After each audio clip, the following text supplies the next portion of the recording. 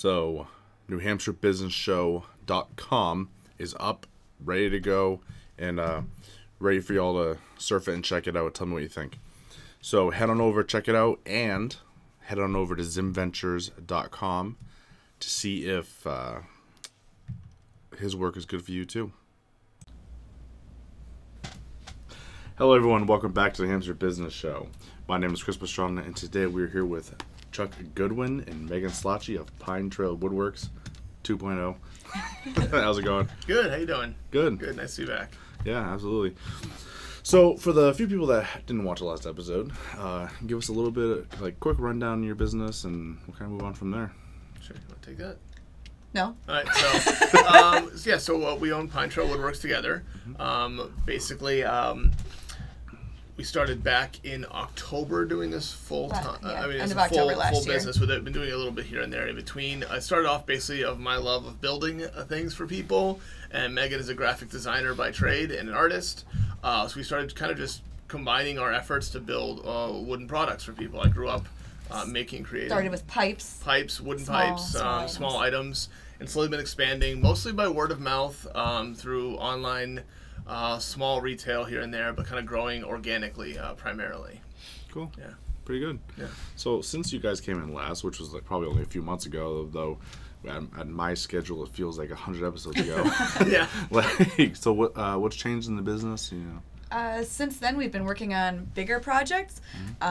We started off with a lot of smaller items, doing sort of the craft shows and fairs, things like that. But we started picking up custom work from people, things like the end tables that we do, large 5-foot mountain shelves, headboards. Yeah, I think we specialize in stuff you can't find.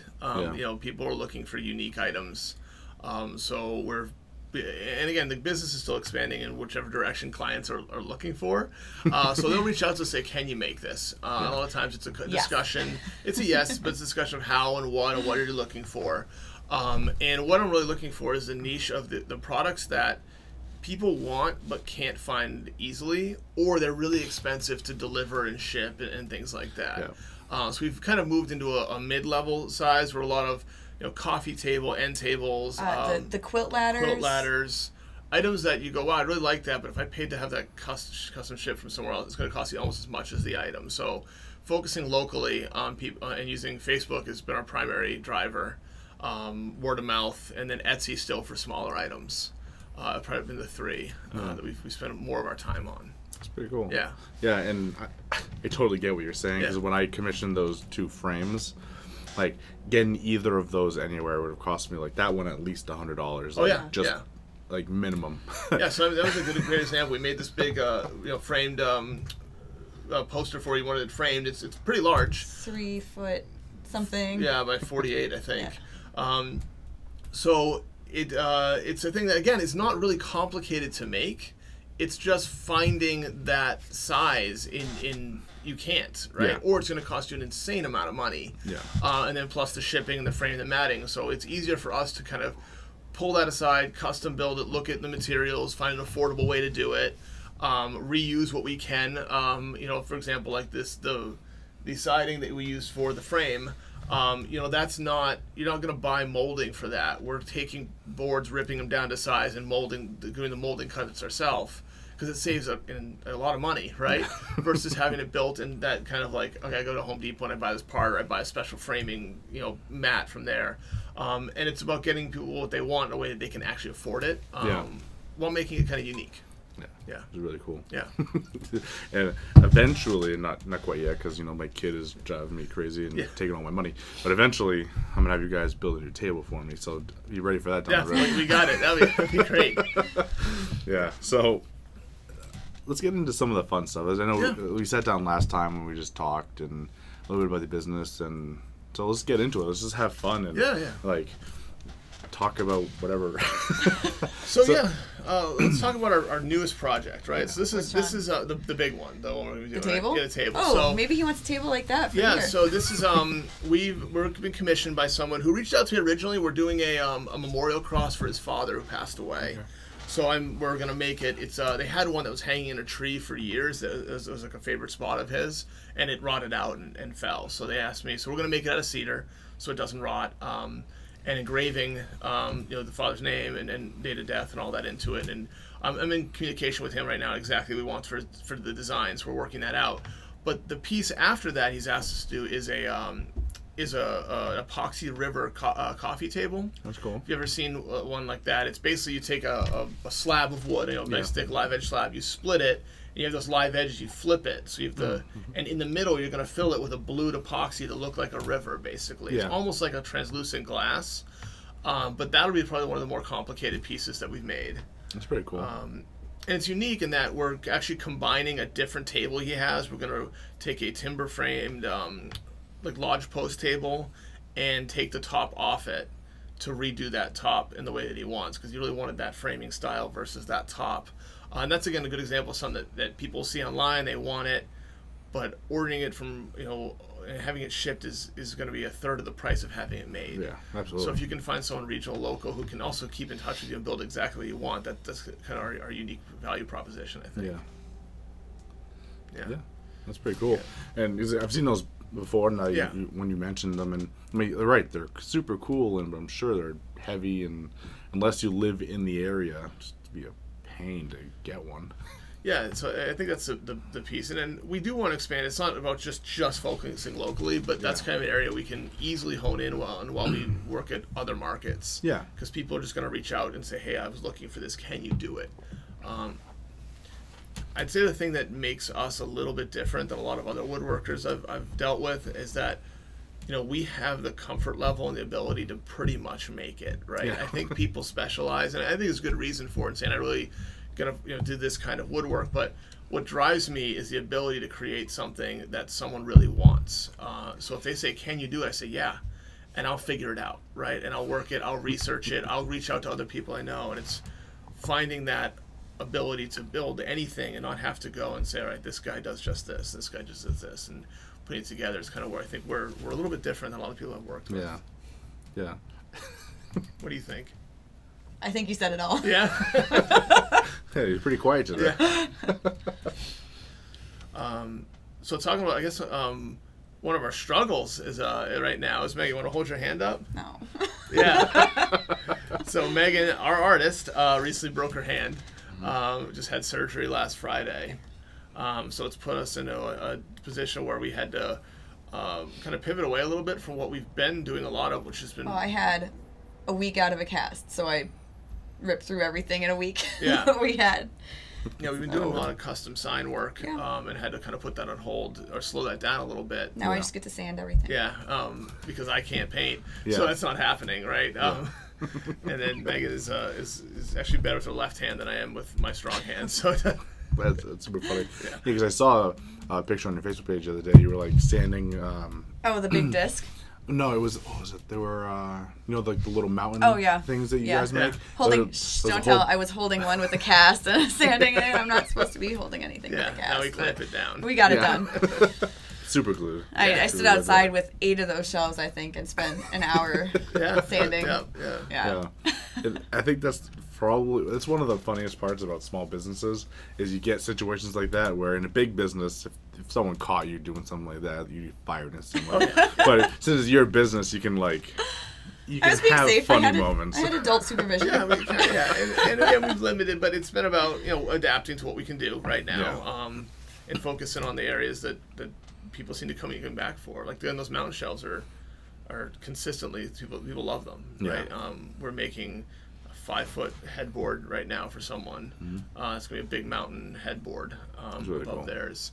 And you want to talk and about? I'm gonna be able to do that. I'll be able to stain it. Talk about the one that we just did for the hiking one. The hiking one. Oh, we just finished one of those mountains that was 4 feet wide, I believe. Yeah, about 4 feet. 4 feet wide, and it was a gift for someone who was working on all of the 4,000 footers. Oh yeah, I think you mentioned that last time a little bit.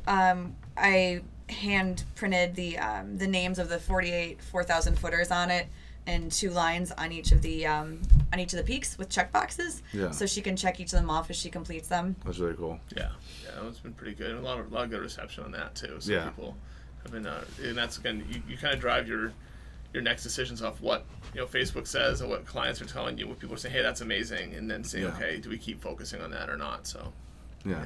Especially when you get to those large custom pieces, it's like, yes, you definitely get more money for them. You can't mass produce them as much. Yeah, so is the market there for them? And it's a lot of playing around. I like just throwing it out there and seeing if anybody else is interested. And sometimes, like we did these cute little cats. I just made a cat that looks like my cat Gizmo.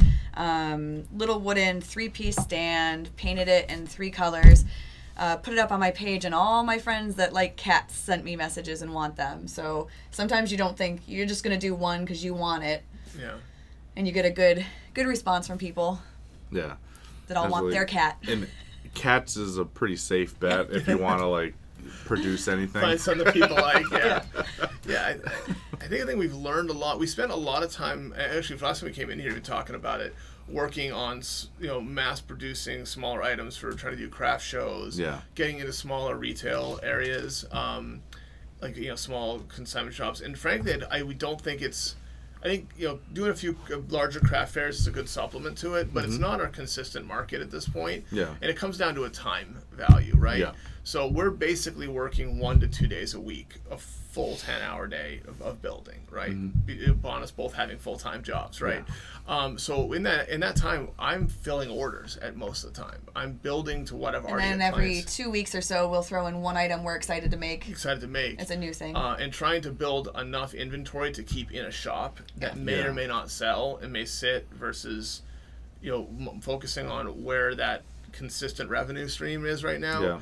Has really been a learning for us. And it's one of those questions of how fast can you grow? I think when I first started, I was like, to the moon, let's just no. And it got to the point where I can't build quick enough to keep up at this point without sacrificing my other job, which I don't make enough to do. So for now, it's more about learning. It's about consistently building, developing skills, coming up with new ideas slowly, and seeing what that takes us for the next year. Yeah. And then maybe around next year, reevaluate and say, okay, we've done this. We've seen what we've made. We've seen what's worked and what's failed, right? Where we lost money on this idea. And do we pivot at that point and look for a more permanent retail space or something like that? Yeah. So it's about that process of kind of, I've seen a lot of businesses, small and large, that something starts working and they just keep running with it and they push too hard. Yeah. And then it becomes either burnout or impossible to manage. Yeah. Because like you said, there's a fine line there where, I think I've said this already before, but you're trying to create enough product that sells, but you have to then be aware of the margins. Like, is making 100 of these things gonna essentially pay for it? But then you have your bigger pieces, which just take a lot longer. Yeah. But the commission's bigger, but you can't mass produce them. So it's like, what are you doing? it's an interesting balance. Yeah. We went to what was the fair we just went to? The Rochester Fair. Rochester Fair. Where there was a guy right across from us that made wooden bears and mooses. Yeah, wooden bears and mooses. Sold dozens and dozens of them while he was there. But people kept coming up to him and saying, "Oh, you must be making a fortune off of this." And he goes, "At the time it takes me to make each one of these, I make a couple bucks a piece, honestly." So you can mass produce the items and still not make a huge amount off of each one. Not very expensive. Yeah, absolutely. So I guess it's finding something that you could mass produce and charge a lot for, and that's what we need. But again, and I think that's a question of why are you doing this, right? Yeah. Like, you can get anything online. We talked this last time. You can get anything mass produced. You can get anything cheaper than I can make it. Yeah.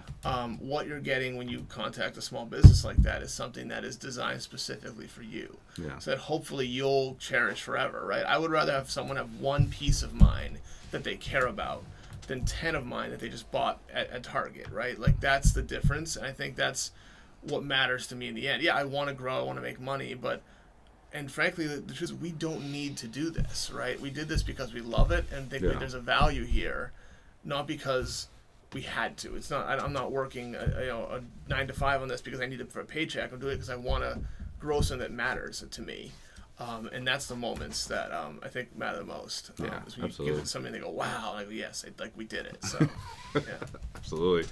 So I'm gonna take a quick break for the sponsors. So everyone, hold right on. July 26th, from 5 to 8 p.m., we will be meeting up for the New Hampshire Business Show guest appreciation night over at the Bowery over here in Bedford. It's a brand new venue. I don't think they've even come out of construction yet, so it's going to be a ton of fun. I'm inviting literally everyone who's been on the show, and then it's open invitation to whoever else wants to come. The place holds 160-ish people in theory, so I want to pack it. I want to have as many people there as we can and just have the biggest and most fun networking night we can have. If you're looking to network but you're not quite sure what to do, check out Friends of Kevin in the sponsor section below. Kevin is an absolutely amazing entrepreneur and business person, and he knows so much about networking and how to get the best out of it. So check it out, reach out to him, get into one of his groups, see how it can benefit you. What wood smells the best? Cedar. Cedar. Yeah. Yeah? Yeah, I think cedar. Except for when I'm sanding cedar for 2 hours.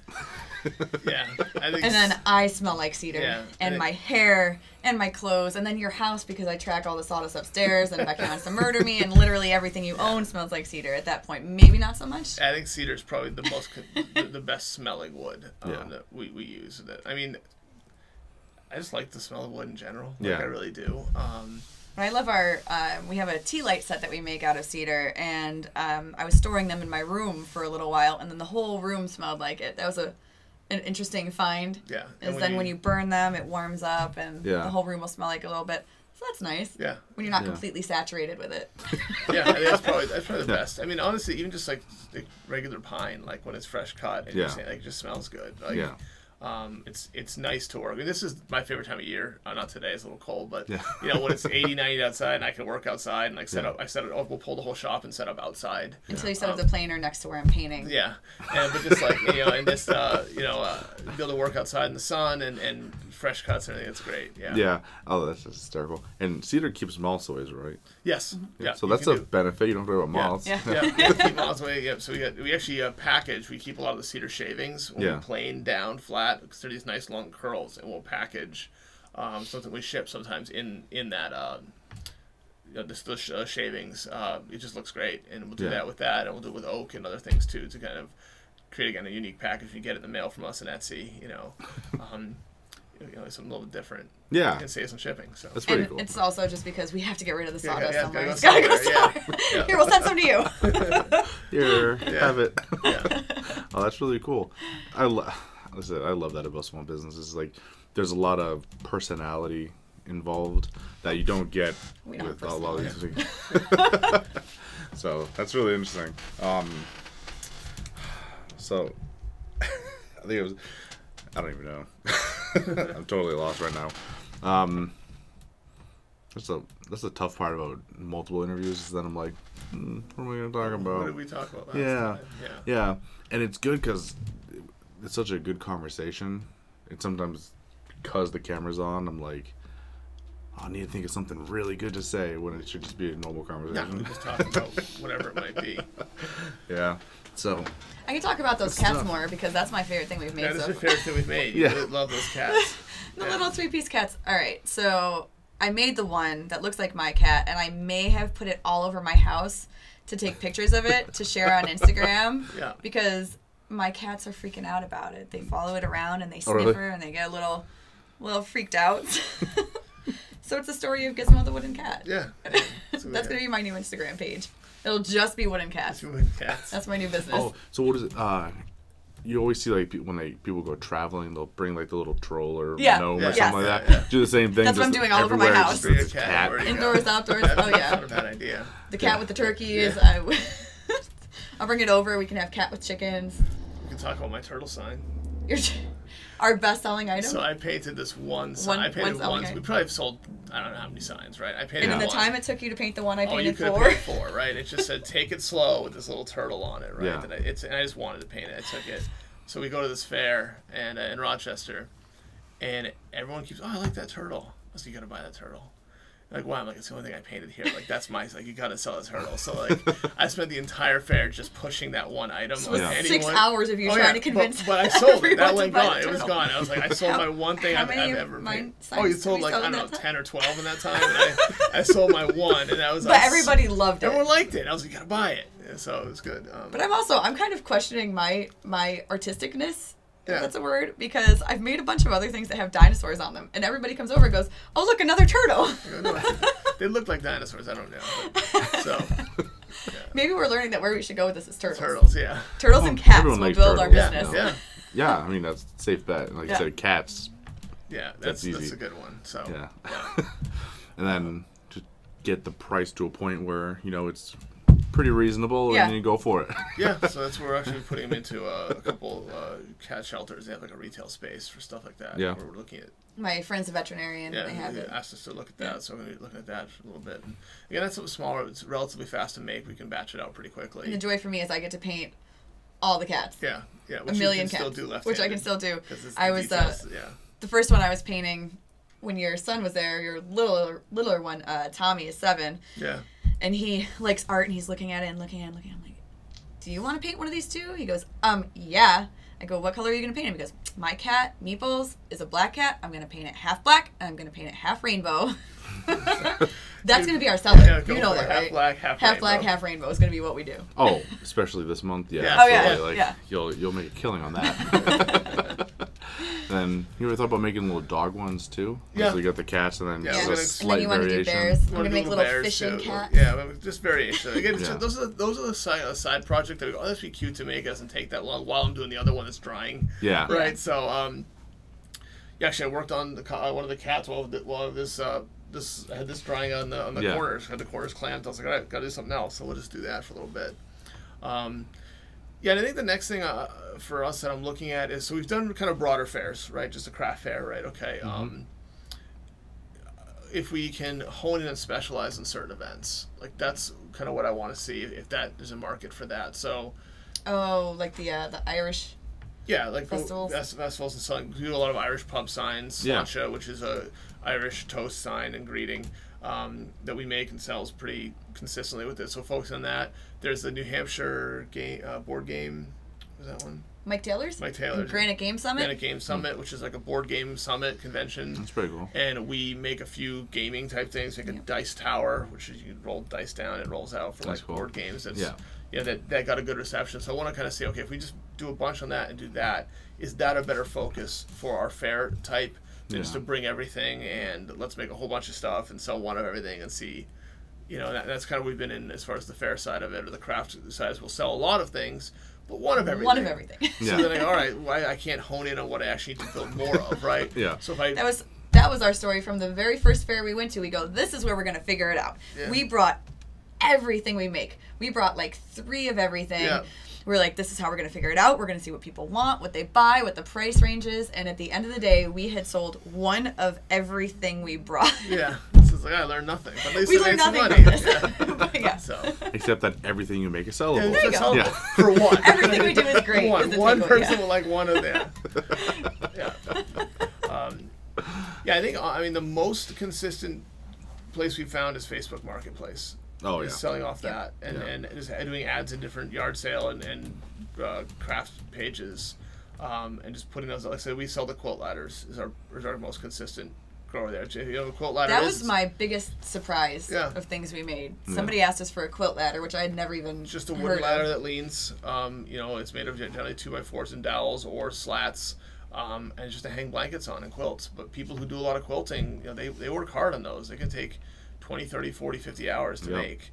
And instead of them stacked up, there's a way of hanging them and displaying them. So that's been a nice piece that everyone who's bought one said, hey, it's great because I can't get those for that price plus having it delivered. Well, they're 6.5 feet tall. Having it shipped from anywhere. It's expensive. It's expensive, right? And I think the only way you would get that shipped cheaply is through like a really big store. Yeah, you could do an Amazon or whatever, but they're way more expensive than that. So we can make it exactly the size they want to fit their house. Like color. The color. We just did one. We matched it to the red oak in their house. I just matched one to the pine, Ipswich pine in someone else's house. Right. So it's just that way you can exactly what you want. You can send me a picture. I can match it. And then you generally can hold on to it and come pick it up whenever it's easy. Pretty cool. So yeah. I think we said this last time. My wife crochets. Yeah. So I don't know how many damn blankets I have laying around the house. Yeah. And I'll be like, let's put them all into a nice little thing. Yeah. You could also make a nice blanket chest. Yeah, make a blanket chest. Yeah. And then they won't just be laying around your house. Yeah. I'm selling to him. Yeah, good. Oh, We'll no, get you a trust table, me. we'll get you a There's check. plenty of things that I'm going to be working on in the future. That was just the first. That's the start. So I think one of the things that, and it's been the most fun part for me is I am constantly talking about it. Like, I love it, right? So wherever we go, and Megan knows, like, I hand out cards to everybody. God. Anyone I can, I make He came that. to one of my roller derby games, and the new girls that were watching, because they weren't playing yet, you were handing out cards to them. Cards and selling things on dinosaurs. Talking about dinosaurs. Dinosaur little things. She's a kindergarten teacher. So I make wooden dinosaurs, just like keep, so it's really, and for me, it's about that knowledge that, how to put it, I think everyone has their own set of skills. They have their own talents, they have their niche, and they have things they're really good at, right? Yeah. I think one of the things, and I think it was Dave Muir, the BMX racer, talked to us once. He's like, everybody's excellent at something, and if you can find that, you'll be happy, right? Yeah. And he's like, and again, he's one of the best BMX guys ever and things. So for me, I was looking at saying, I know this is an area that I'm good at. Like, you're an artist, Megan. Like, you can just paint. You worked hard at it, but it's natural, and you're good at it. And when you're doing that, you're happy, right? Like, I'm a creator too. I'm a builder. Like, when I'm doing that, I know that I can make anything that people want. And having that confidence and that ability to just find a way to do it and know that it's going to come out well, and you'll work on it till you're happy with it, means that I found it something I'm really good at, and I like to share that with the world, right? Yeah. So my son Jonah will ask me all the time. He's like, "Do you know how to make that?" I go, "No, I don't. But I know I will by the time we're done, right? Yeah. I know I will by the time I start working on it, right?" And it's about making sure that you find that area that you're great at and honing those skills, becoming an expert, but not being afraid to dive in. And I think that's one of the things that I see a lot of people who want to do their own business. They say, "Well, I'm not good enough at it." Yeah, you're not. Like, you won't be.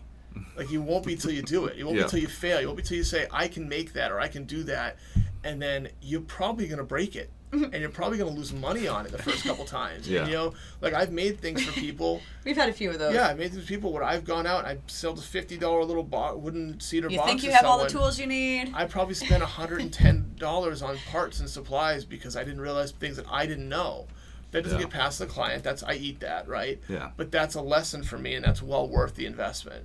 So next time, and in the end, they get something that looks perfect, like exactly like they imagined. They're never going to see what went in behind it. But we could do it again now. But we can do it again, and I think that's the thing I tell anyone who wants to start a small business is you have to accept that you're going to fail a lot.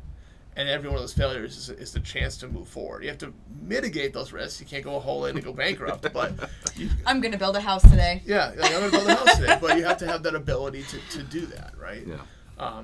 Yeah. It's good. I don't know how many times I've started something. I'm like, oh, that doesn't look that hard. And you're like, oh, I was wrong. I was so wrong. Yeah. Oh, yeah. Yeah. We when we have craft fairs, there will always be a couple people who walk by and go, "I can make that. I can make that." That's just I can. That's just a log. It's a log. Sure. Okay. Yeah. I mean, one of the things that we make that has had again, it's more expensive. So you're not going to sell a lot of it for what it is, but it's literally a stump table, right? Mm-hmm. It's a stump that is flattened, planed, sanded, polyed. Takes a lot more time than people It's got to be dried, and it's just a log in the end, right? That people use as a side coffee table, a little outside table. And it really fits a decor of certain people's houses. It brings in an element of the outside to someone. And it looks really great in more of like a high-end decorative house to have something that's that natural there. Yeah.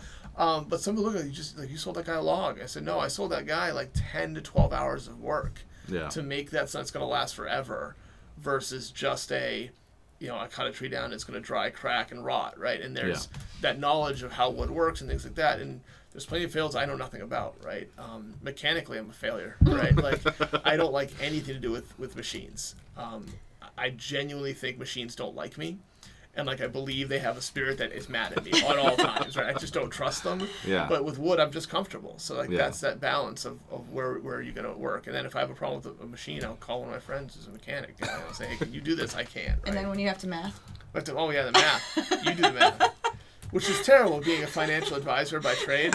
But, like, I say measure twice, cut once. For me, it's like measure 13 times, cut wrong, do it again. Then ask me. Then ask you, then throw the pencil and say, Megan, figure this out. I'll be back in a little Mark bit. it up for me. I'll cut it later. Oh, dude, that's too funny. Oh, man. Okay, so Yeah, we're getting towards the end of this. So for people who want to reach out, get in touch with you, how do they do it?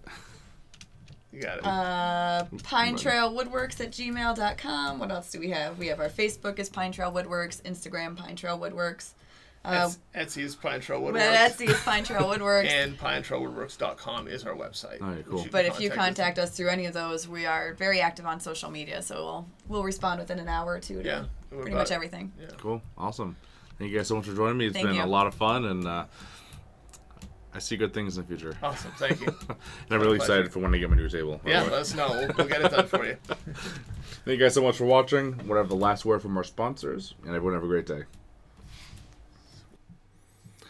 Everyone loves vacations. They're fun. You get to go out and, experience new things, go to different places. But on the flip side, they can be stressful because you don't know what to bring, what to do, you name it. Dream Vacations Chestnut Travel Agency has that worked out for you. They're there to help you through the entire process, and they do a fantastic job. So head into the link below in the sponsor section, check out Chestnut Travel, and get something scheduled for yourself. That's it for today, everyone, but it doesn't have to end there. Head over to iTunes, Stitcher, Google Play, or iHeartRadio to get more from New Hampshire's top entrepreneurs.